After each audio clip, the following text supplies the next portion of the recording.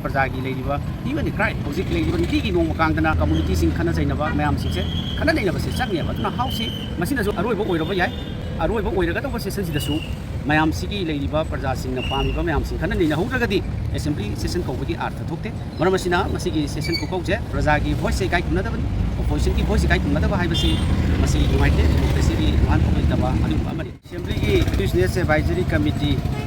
Assembly aunabagi damak amasung matam lepthokpagi mayam aikoi meeting tawbani asi business advisory committee da assembly tawbagi numisi numit humni khakta 3 days numit 3 days da su amu only koigi question debate tawba yabasi 2 days khakta oiba aduna masi leiriba leibaki situation sida yamna tenba mifamama oina tawbase masi yaning taba Congress Party ki side gi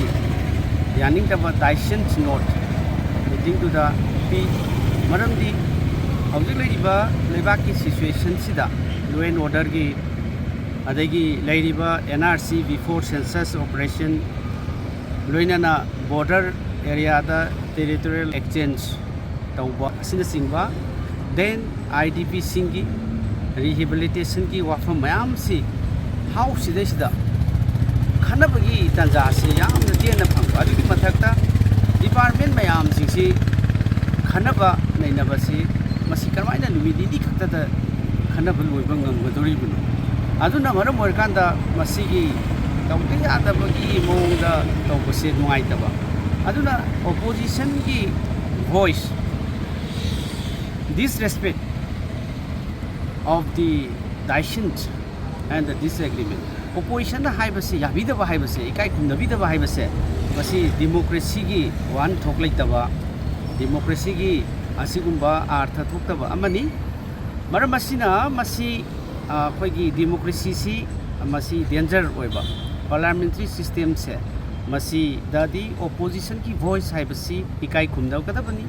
Amasun Tabi Ragia. Masiki discussion, debate, mayam singsi, Prajagi ladiba, even the cry, Hosik ladiba, Nitiki no Kangana, community sing Khanna Zainaba, Mayam Singse, Khanna never says something about how see Masina aroiba oiba yai,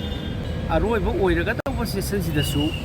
Mayam Siki ladiba, Praja sing the pamiba, Mayam sing Khanna neihoudrabadi, assembly session koubagi artha thokte, Maramasina, Masiki session kokoje, Prajagi voice guide another one.